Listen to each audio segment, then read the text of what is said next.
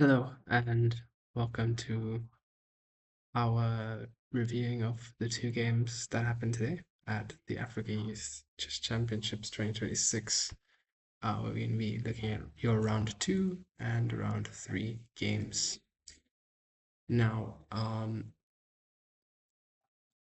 today, not bad overall. We know the results: one win, one loss. We're still very much in the running for getting both the medal and even still technically winning the tournament. But we need to just perform well and recover from this loss. But we'll get more into that later. We're gonna look at these game by game.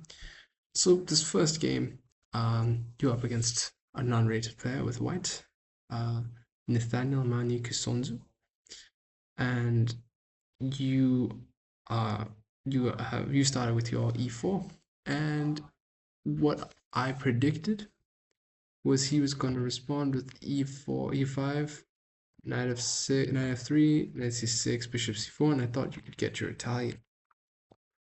But to my surprise, and your surprise as well, I assume, he played uh, b6.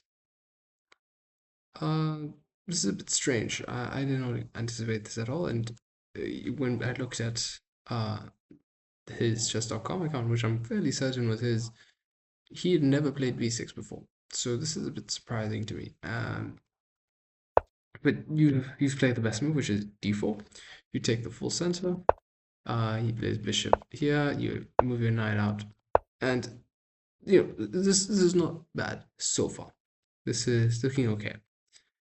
Um, this is not a bad move at all. But one of the later on, what you don't do is you don't go for this pawn break, and this is slightly less.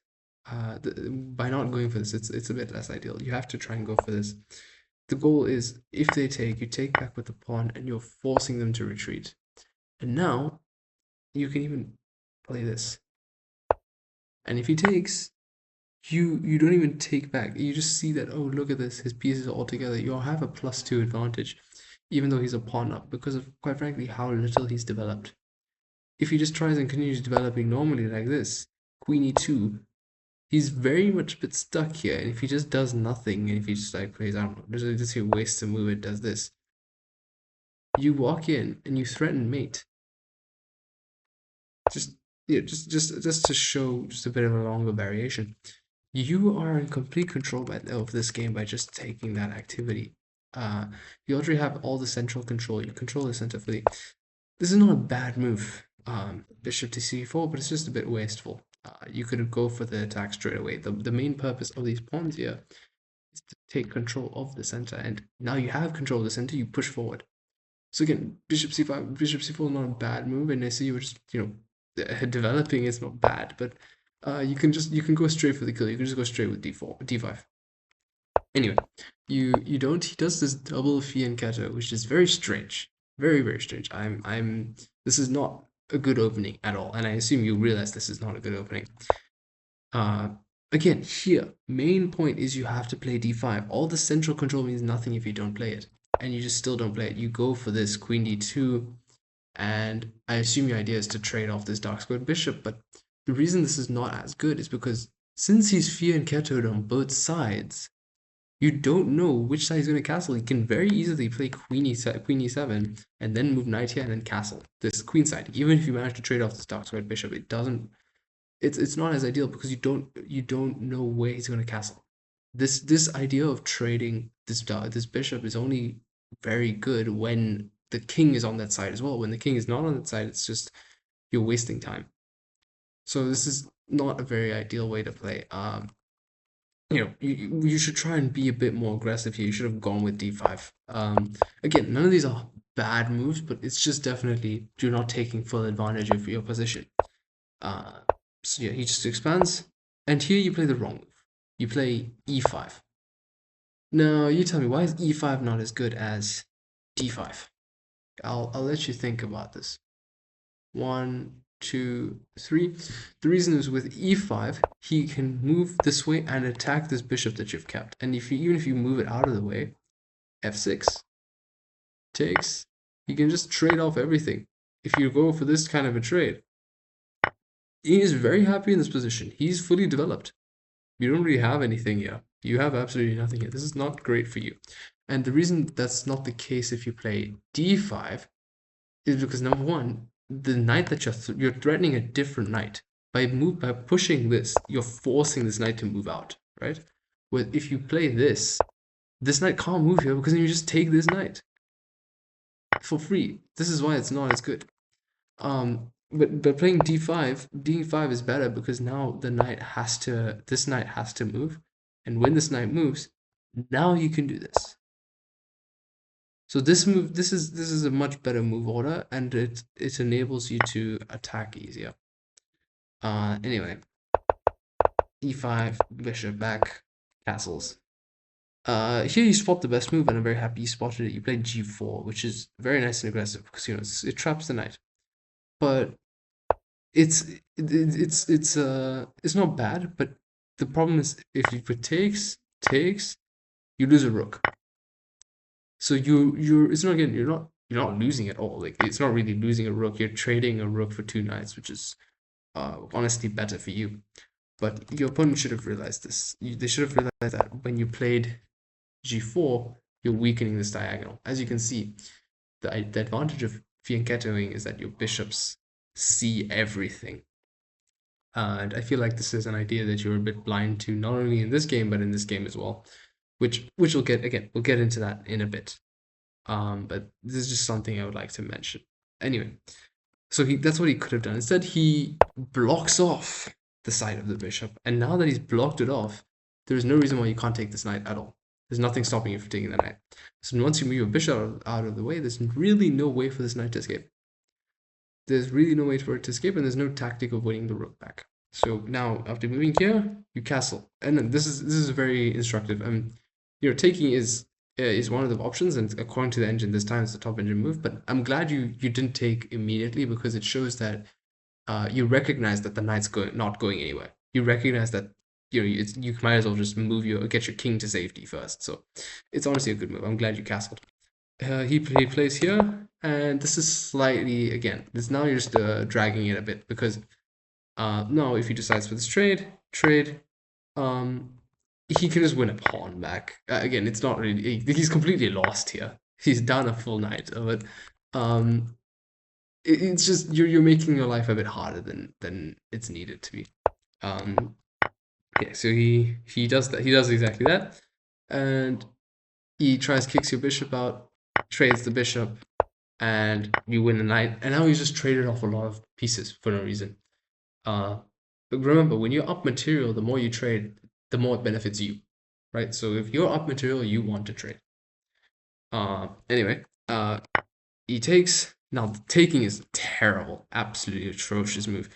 Not only does it just completely open up this, it just doubles the pawns. So he's already down a knight, and he's just trying to end this game as soon as possible almost. So you play top engine move actually. I'm very happy you spotted that queen e2.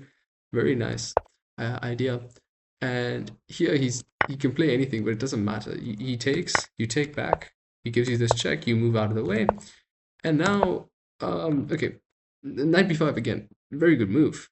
Because you want to, I can see you're trying to think, oh, I want this nice outpost and whatever. And it's one of the top moves. I'm not going to say anything against it, but to me, it just seems a bit more intuitive. Get the check in and then eventually do something. But this is, again, very good idea. I assume this was in your long-term plans anyway, so I'm not going to complain about that. He moves out of the way, you get the nice outpost. Remember, a knight outpost is where no pawn can attack and dislodge this knight from its position. So it's a very strong and good knight. He moves the bishop back. Now you pin the bishops to the king. Very good move. He plays f5. Here, a nice thing to always do is arm assault, but it's actually not the best move here because it just activates his pieces for no reason. This is the best move. And this is the best move because not only does it threaten this, if he defends against that, you move your queen here and you threaten checkmate. And if he does defense against that, well, you just move back, you move and reroute your knight and do the same thing. It's a brutal position for him. He really has nothing here. Anyway, you move this way, he plays the pawn, you double your rooks, he moves his queen here, you just go for this, which is great. I would have done the same. Takes. I like sometimes this is what I mean. Like sometimes the engine's a bit ridiculous. Okay, now it's realized that it's the best move, but originally it was saying knight g5, and the idea behind knight g5 is if you play knight g5 and you play something like this, you bring the queen in again. Same idea as before. But yeah, taking with the rook is the best. Takes, and this is force mate. And especially now that he's not decided to not take the rook, it's force mate in 4, which you found very quickly. You play queen here, rook c7, and this beautiful smothered mate. So that was a pretty nice checkmate, honestly. Smothered mate's always some of my favorite, and this is a good one. So overall, first game, we can just look at the report as well. You played perfectly almost. Nothing that was really bad except for here at the start. You just gave up your advantage up quite a bit, to be honest. Just again, like, I'm not a fan of e5 at all. Not a fan of e5 at all. I just don't think it's. I don't think it just ruins your advantage comparatively. Anyway, next game. This is the one I really and truly want to go over a lot, and this is the one I hope you focus on more. So I'm going to keep timestamps in the video, and if you're lacking time, I want you to click for this game 2, or well, round 3, game 2 of this video. So here, this was a bit of a tougher task. We knew that we were going to face our first rated player of the tournament, and he was about 250 rating points above us. Kairov Torulsi, I think is how you say his name, and us. He's 1715, you are 1463. Now, in the preparation I quickly showed you in the 10-minute video was every single time he plays the London system. Every single time without fail. And who would have thought? d4, f5, knight f3, and he doesn't play bishop f5, bishop f4. This is strange. Guess he wasn't used to seeing the Dutch. And more than anything else, I'm assuming he was afraid of, for example, if he had decided to go here, I'm assuming maybe he was thinking, oh, he'll play something like d6 and then e5 eventually, or something, maybe something along these lines. Maybe he was afraid of you going for this pawn break, but it's not even that good yet. I don't know why he didn't play bishop 4, but again, same d4. Ideas are the same. Knight f3, knight f6, e3, blocking his own bishop. Already, you're slightly better, I'd argue, because he's just e3 is just not a good move because it just completely blocks the bishop for no reason. And I'm glad you followed the idea of e6, bishop here, knight out, and this is a novelty. This move has never been played before in the database that I have, and my database is 9 million games. So this is a brand new opening, completely new opening here. But and there's a reason for it. It's just not that good. Bishop to b2 is just not that great. Because again, this pawn, as we noticed before, bishops do not like being blocked by your own pawns, and we will see that again in this game. But there's a reason that this has never been played before, and that's because of this pawn. And it's if you play d5 eventually, if you decided to go for d5 instead of b6, if instead of going for b6 you went for d5, this pawn would not been easily been able to move, which would have made it a bit worse of a bishop. But anyway, b6. This is the way I wanted you to play, and I'm glad you played this way. Because this is the best way to play against this kind of opening. Bishop b2, bishop b7, knight bd2, knight e7, and bishop e7, castles. This opening looks fine for everyone. Here, what he's meant to do is he's meant to go for c4, and after c4 you go for something like d5. If takes, you don't even take, sorry, you go here, threaten this bishop, and if he defends it, now you take with the knight, and you just get a bit of a dynamic but equal position. That's sort of what you would get if you play c4, but he doesn't. Instead of playing c4, he plays a3. Not a bad move, but it's just a bit strange. Like it's not really something that again it's a second engine move, but it's not really that great of a move. I guess his idea of a3 is to prevent the knight from moving to b4 eventually, but it's just not it just doesn't do much. It's just sort of just like a waste of move, in my opinion. Anyway, he plays a3, according to the video, not bad.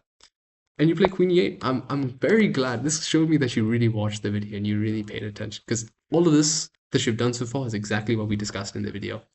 And look at this, your position's great, and he makes a mistake. Knight e5. This is a bad move. Why is it a bad move?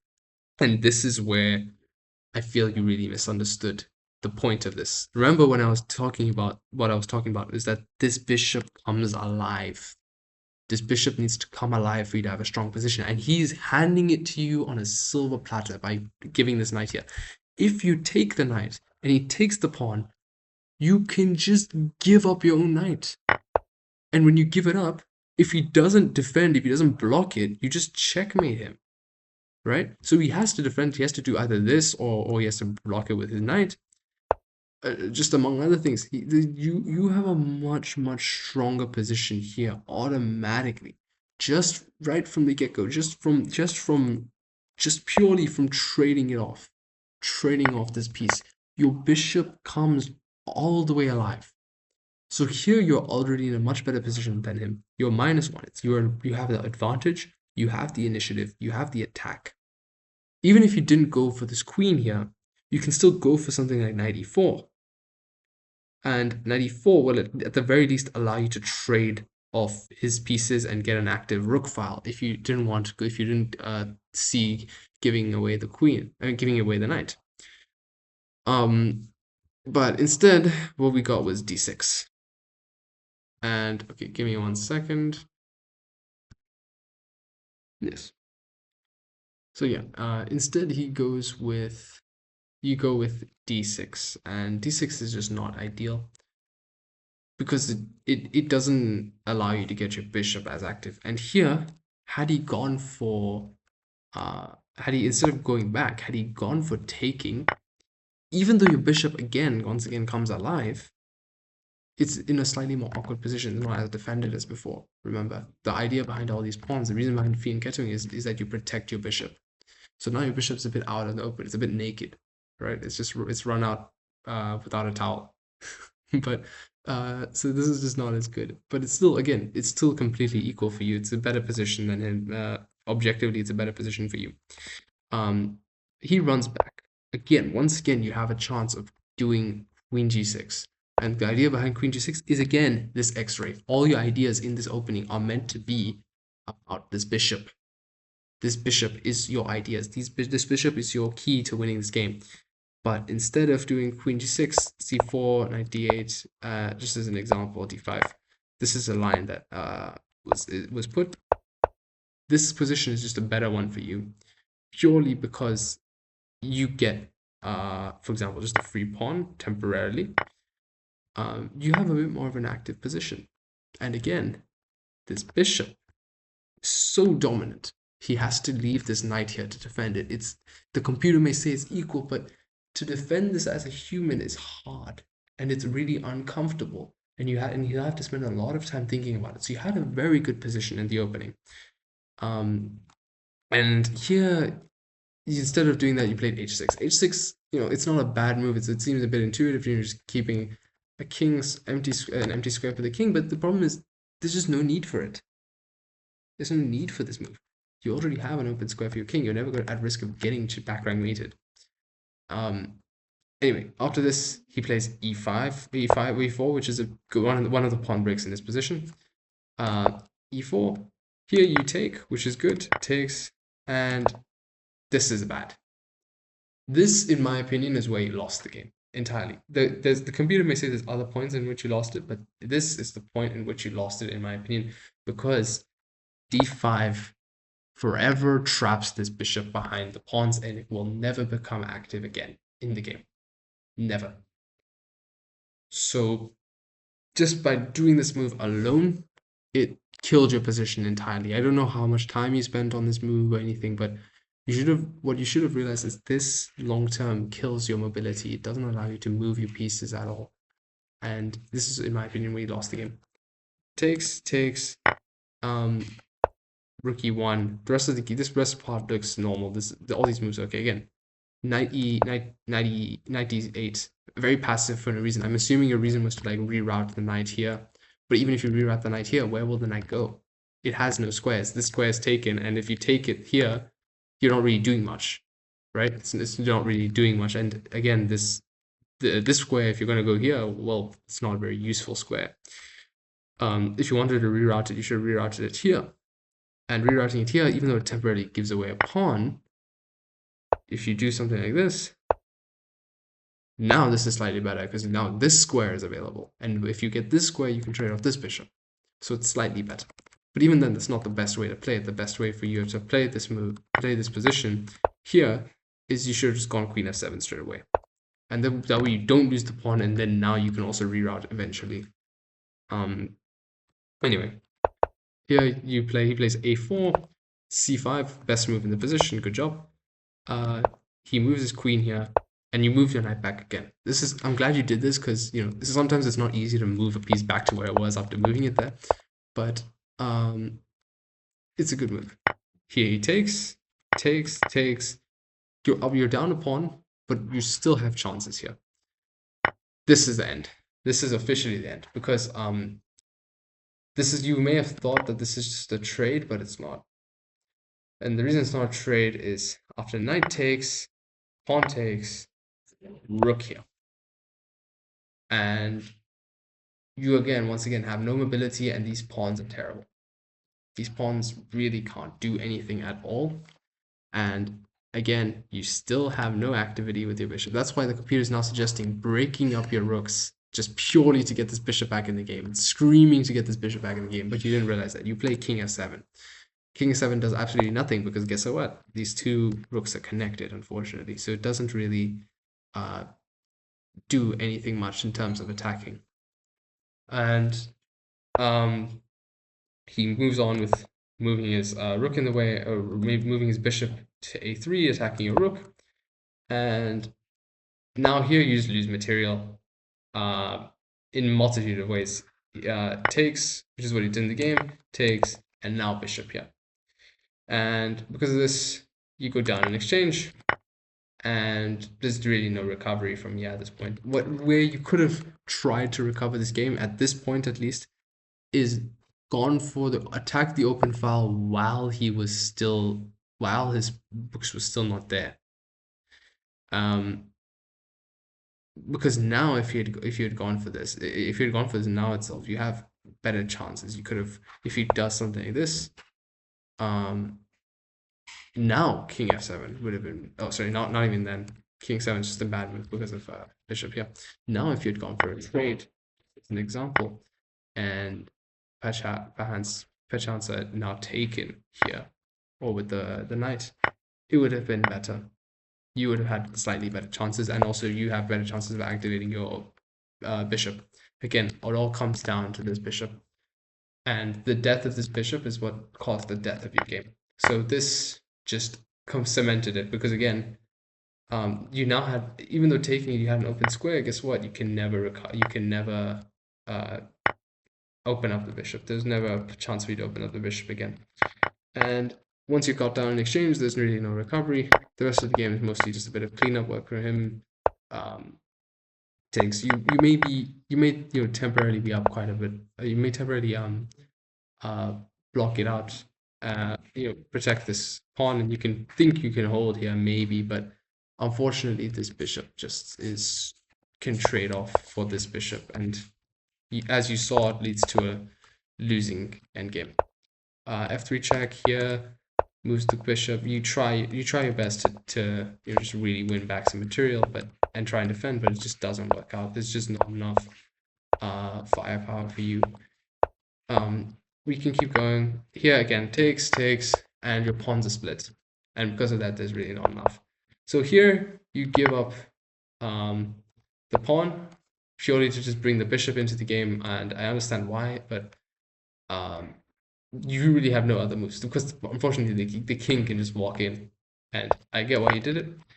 And he decides to sack the rook, and this is a completely lost endgame. But I would have personally just waited. I would have gone here, here, let him go for this at least, and just wait for wait for him to queen. I get this is a completely lost endgame, and it's just like why do I have to play this? But just wait until he promotes at least to a queen. There's always, no matter what, there's always a chance for a stalemate, especially if you played for 3 hours. This is always a chance for a stalemate.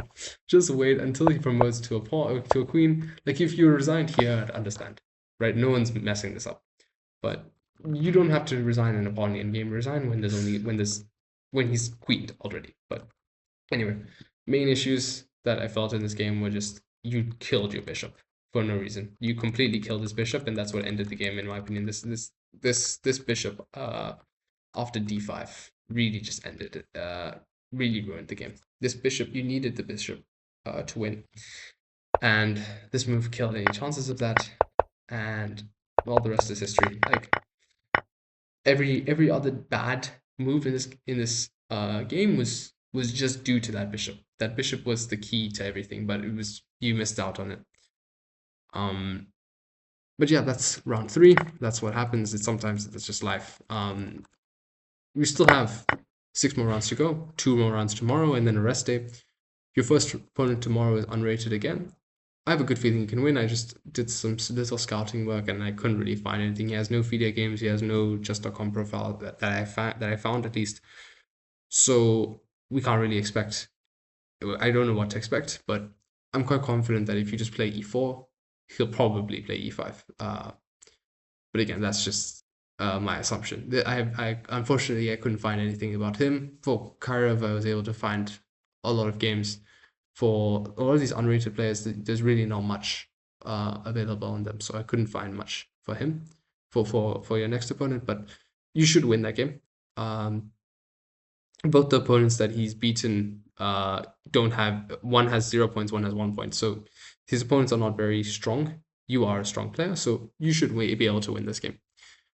The game after that, if you win it, you'll have 3 out of 4, and that's likely against another rated player. And again, I'll try and just look, see what kind of opening they play. When you're playing whatever opening that you're going to play, because game 5 is going to be the main one to focus on as well. Game 5, you'll have black. If you have to once again play the Dutch, remember this bishop. The whole point of this bishop is it lies on this file. It lies on this diagonal. You do not want to shut it down for no reason. You didn't have to shut it down. You can keep this bishop alive by trading off this way. Even if you traded this, even though it's not necessarily the best way of doing it, you could have done something else other than that. The best move, according to the engine, is queen f7. Even if you feel that's a bit unintuitive, knight here is something else that you could have gone for. Yeah, it's just you want to keep this bishop alive because pieces can be moved easily, pawns cannot be moved as easily, especially if they're blocked, right? You can move your own pieces out of the way, but you can't move a pawn back, but you can move other pieces back. So yeah, that's honestly the main thing. If you have to play the Dutch again, just remember that. And if we have to play have to play our Sicilian, which we may have to, just remember what to do against like the Smith Mora, take. Remember what to do against. Remember, if you get the dragon, you should be more than happy with what you need to do. Just as an example, just to show you, if he goes for something like this, even if he doesn't opt for the Yugoslav and he just goes for something like this, you can just remember that, okay, you want to try and trade off with this bishop with the knight, and you also want to try and move your knight to this pawn, move your knight to this square. If he takes, that's great. If he doesn't take, that's also fine. Here, you want to play d5. That's one of your key moves in this position, and you want to move your rook this side, bishop out somewhere. Well, not there right now because it's pawn, but just as an example, sometimes you can move your bishop here. Just remember your ideas in the openings more than anything else, and remember why you're moving pieces there. Don't just move them there. Remember why you're moving them and the purpose for them being there. That's all I really have to say. Good luck.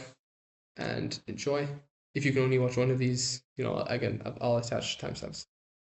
Good luck. Bye.